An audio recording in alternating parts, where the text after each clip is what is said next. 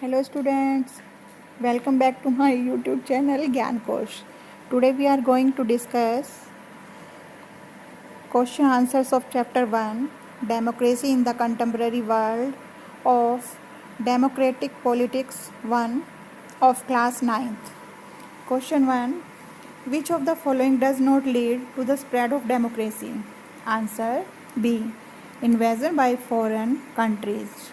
Question 2 Which of the following statement is true about today's world? Answer C. In more and more countries, rulers are being elected by the people. Question 3. Use one of the following statements to complete the sentence. Democracy in the international organization requires that. Answer D. All countries in the world should be treated equally. Question 4. Based on the information given in this chapter, match the following countries and the path democracy has taken in that country. Answers A matches to B. 2,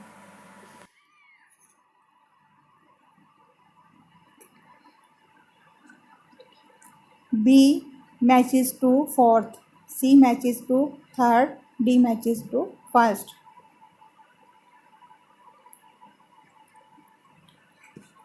Question 5. What are the difficulties people face in a non-democratic country? Answer. People face various difficulties in a non-democratic country, as we have seen in case of Chile, Myanmar, Ghana, Pakistan, Poland, Nepal, etc. In non-democratic countries, the people have no security of life. For example, in Chile, thousands of people were killed by military rulers.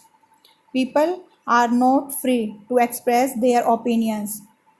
Criticizing the government or rulers in a non-democratic country would lead to severe punishments. There is no freedom for the people either to elect their government or to be elected, even if they find any government or ruler not to their benefit or well-being. They cannot change it since there is no election. In non-democratic countries, no opposition parties or opposition leader is tolerated, as we have seen in Poland during the regime of non-democratic government. The workers are not allowed to form their independent trade unions. Only such unions can survive with rightly or wrongly support the policies of the government. In absence of democratic government, there is no socio-economic equality. Societies in such countries remain divided among privileged and non-privileged classes, which result in corruption in every department of the government. Ordinary people cannot aspire for any post. People are always at the mercy of autocratic ruler or the dictator. Question 6. Which freedoms are usually taken away when a democracy is overthrown by the military? Answer 6. Freedoms denied to the people when a democracy is overthrown by the military are so many. In 1973, a military rule or a non-democratic government was established in Chile by General Augusto Pinochet, while in Poland there was a non-democratic government led by General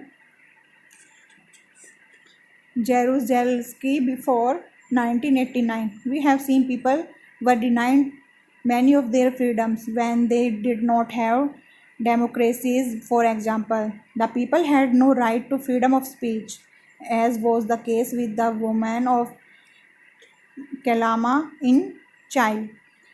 The people had no right to form association or trade unions, as was the case with the worker, the like a crane operator and an electrician in Poland.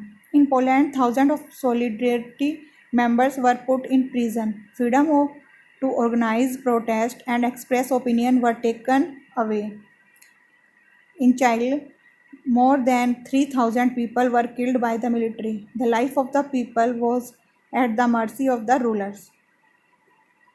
The people had no right to have free elections, as was the case in Poland before the dawn of democracy there. It was because of the above reason. Example, no freedom of expression, no freedom of forming their own trade unions, no right to have free elections, socio-economic inequality, and lack of security of life that the people like to have changed in their dictatorial government. Question 7. Which of the following positions can contribute to democracy at the global level? Give reasons for your answer in each case. A. My country gives more money to international institutions. Therefore, I want to be treated with more respect and exercise more power. B. My country may too small or poor, but my voice must be heard with equal respect because these decisions will affect my country. C.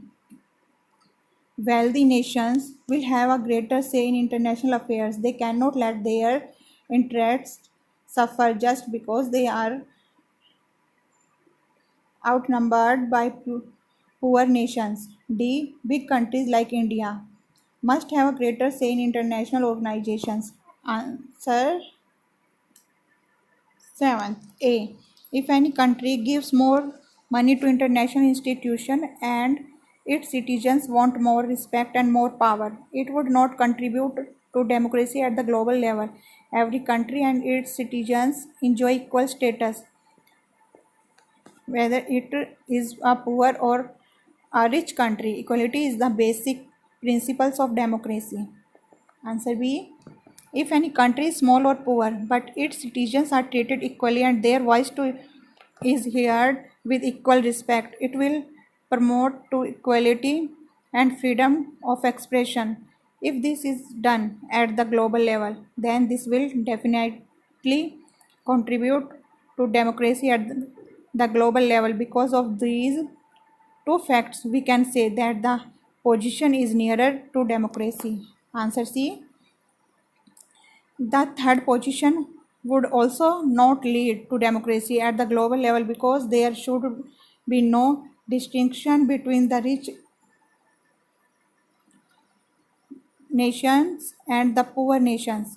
Otherwise, it will not help in bringing socio-economic equality, which is one of the important aspects of democracy. At the global level, all the countries, whether poor or rich, should be treated at par with each other.